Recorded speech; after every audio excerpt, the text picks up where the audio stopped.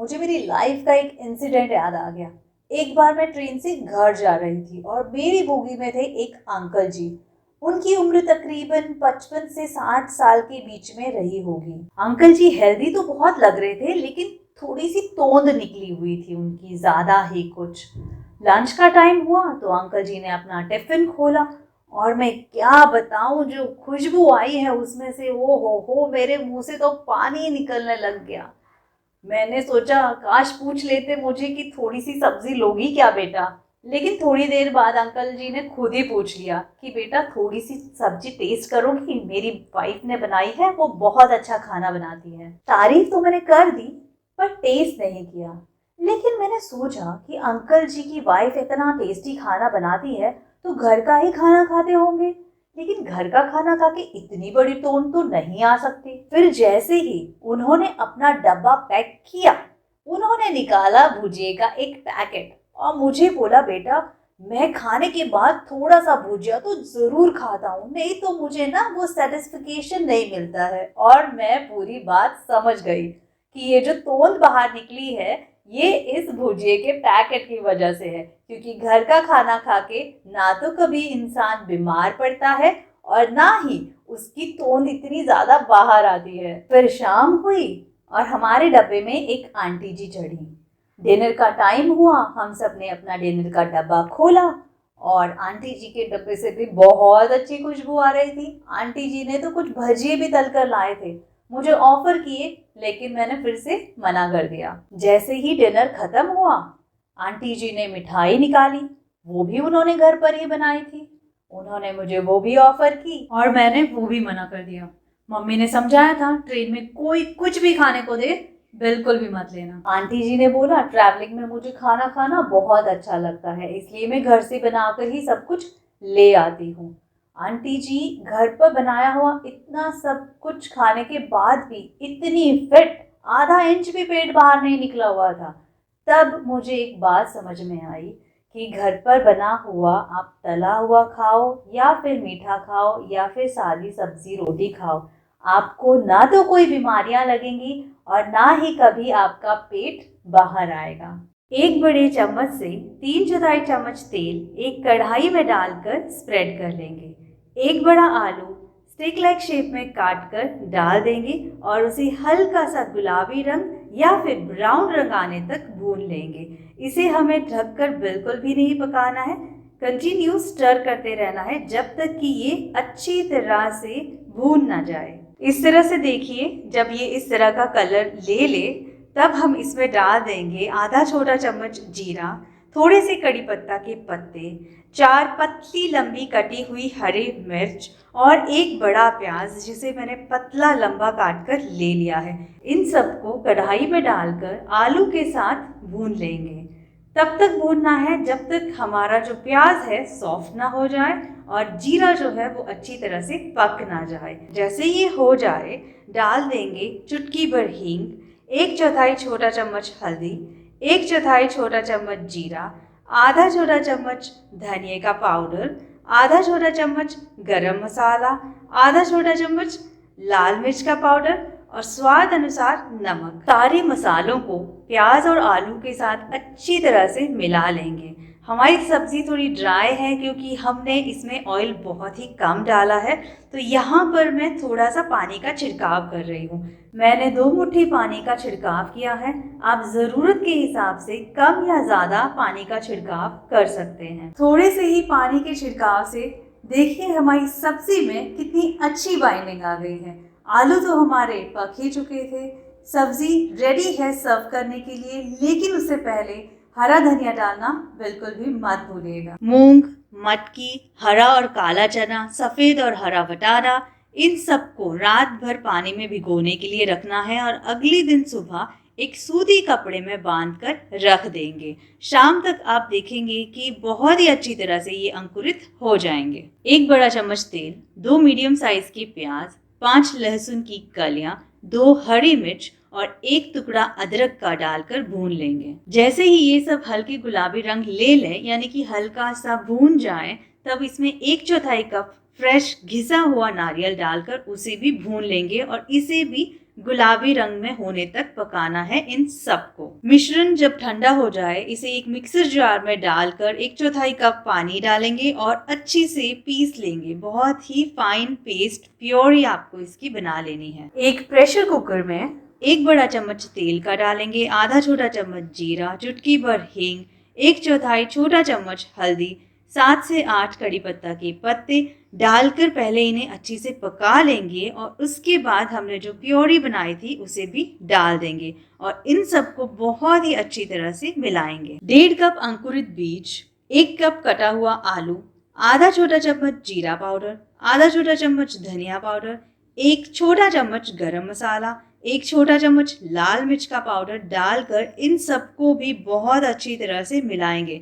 यानी कि जो मसाले हैं वो बहुत ही अच्छी तरह से हमारे आलू और जो अंकुरित बीज हैं उनके साथ मिल जाने चाहिए। 2 कप पानी और स्वाद अनुसार नमक डालकर 2 सीटियां ले लीजिए। जैसे ही प्रेशर कुकर ठंडा हो जाए इसको खोलकर इसमें डालिए हरा धनिया। गांव में मेरी दादी हर रोज इसी तरीके से मसाला बनाया करती थी, फिर चाहे वो सब्जी हो या दाल। एक कुंडी में 2 हरी मिर्च, 4 लहसुन की कलियां, 1 छोटा टुकड़ा अदरक का, 7 से 8 कड़ी पत्ता के पत्ते और 1 बड़ा प्याज काटकर डाल देंगे और इन सबको दरदरा पीस लेंगे। अब लेना है एक प्रेशर कुकर जिसमें 1 बड़ा चम्मच तेल, आधा छोटा चम्मच जीरा, चुटकी भर हींग और मसाला जो हमने पीस कर बनाया हुआ था उसे भी डाल देंगे और इन सबको अच्छी तरह से भून लेंगे। आधा छोटा चम्मच हल्दी, 1 छोटा चम्मच धनिया पाउडर, आधा छोटा चम्मच जीरा पाउडर, 1 बड़ा टमाटर काट कर डालेंगे, आधा छोटा चम्मच गरम मसाला, 1 चम्मच लाल मिर्च का पाउडर।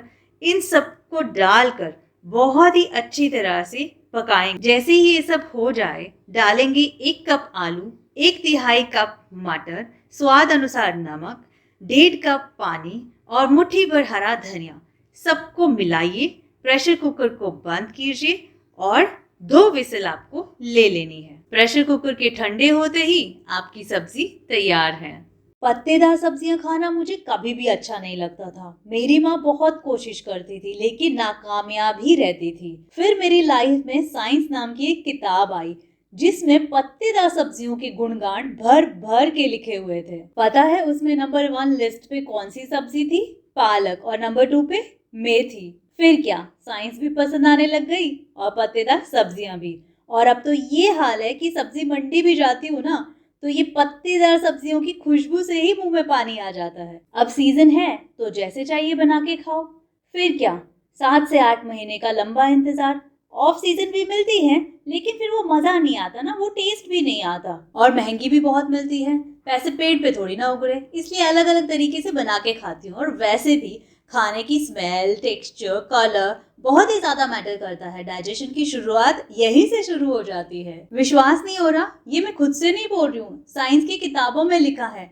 खाने को देखने, खाने के बारे में सोचने और सूंघने से स्टमक में गैस्ट्रिक जूस रिलीज होने लग जाता है और इस पर्टिकुलर फेज को बोला जाता है सेफेलिक फेज। टोटल 3 फेजेस होते हैं, सेफेलिक, गैस्ट्रिक एंड इंटेस्टिनल। तो जैसे जैसे हमारी बॉडी में खाना आगे बढ़ता जाता है यानी कि प्रोसेस की तरफ आगे बढ़ता जाता है, प्रोसेस होता जाता है, वैसे ही अलग अलग जूसेस सिक्रीट होते हैं और फूड के साथ मिक्स हो जाते हैं फॉर द डाइजेशन प्रोसेस। तो कुल मिलाकर बात ये है कि खाना बनाते वक्त ध्यान रखना है खाने की खुशबू, टेक्सचर, कलर मस्त होना चाहिए, लेकिन इसके लिए कोई भी हेरा फेरी नहीं। नेचुरल खाद्य पदार्थों का ही इस्तेमाल करना है।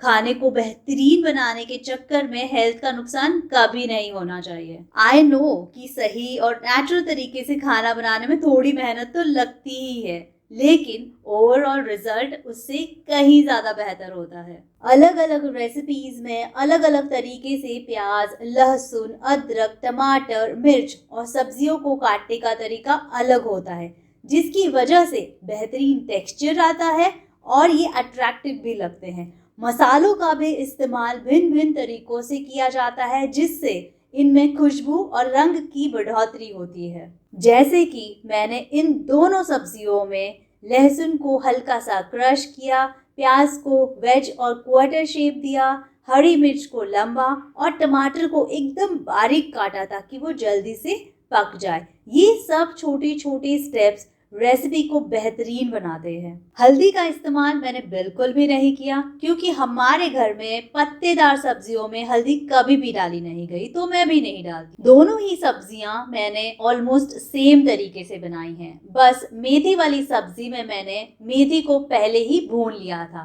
ताकि उसमें से जो कड़वाहट है वो निकल जाए। अगर आपको कड़वी मेथी खाना पसंद है, जो कि अच्छी बात है, लेकिन काफी लोग नहीं खाते हैं, खास करके बच्चे, तो फिर आप मेथी को उसी वक्त डाल सकते हैं जिस वक्त मैंने पालक वाली सब्जी में पालक को डाला। पानी का इस्तेमाल बिल्कुल भी नहीं करना है। हरी सब्जियों में बहुत ज्यादा मात्रा में पानी होता है, उसी पानी से हमारे आलू भी पक जाएंगे। लेकिन मेथी वाली सब्जी में हमने मेथी को पहले ही भून लिया था, उसका जो पानी था वो पूरी तरह से हमने स्क्वीज आउट कर दिया था। इसकी वजह से आलू को पकाने के लिए हमने सेपरेटली पानी ऐड किया था। लेकिन अगर आप एंड में जिस तरह से मैं पालक बना रही हूँ उस तरह से मेथी को बनाते हैं तो मेथी की सब्जी में भी पानी नहीं डालना है। जरूरत महसूस हो तो हल्का सा पानी का छिड़काव कर देंगे। एकदम लो फ्लेम पे ढककर इन सब्जियों को पकाना है। कुकिंग के टिप्स और रेसिपीज पसंद आई हो तो लाइक शेयर सब्सक्राइब जरूर कीजिएगा। धन्यवाद। एक कुंडी में 1 छोटा चम्मच जीरा, 1 छोटा चम्मच धनिया, 1 छोटा टुकड़ा अदरक का, 4 लहसुन की कलियां, 7 से 8 कड़ी पत्ता के पत्ते, 1 बड़ा प्याज बारीक कटा हुआ, 2 हरी मिर्च डालकर दरदरा कूट लेंगे। फिर एक कढ़ाई में 1 बड़ा चम्मच तेल का, चुटकी भर हींग, कूटा हुआ हमारा मसाला डालकर अच्छी तरह से भून लेंगे, यानी कि मसाले को अच्छी तरह से हम पका लेंगे। उसी में 1 बड़ा आलू और फूल गोभी काट कर डाल देंगे और इन्हें भी मसाले के साथ अच्छी तरह से थोड़ी देर तक भून लेंगे। भूनने के दौरान अगर पानी छिड़काव करने की ज़रूरत महसूस हो तो थोड़ा सा पानी का छिड़काव कर लें और उसी के बाद डालें 1/4 छोटा चम्मच हल्दी का पाउडर और इसे भी सब्जियों के साथ अच्छी तरह से पका लें।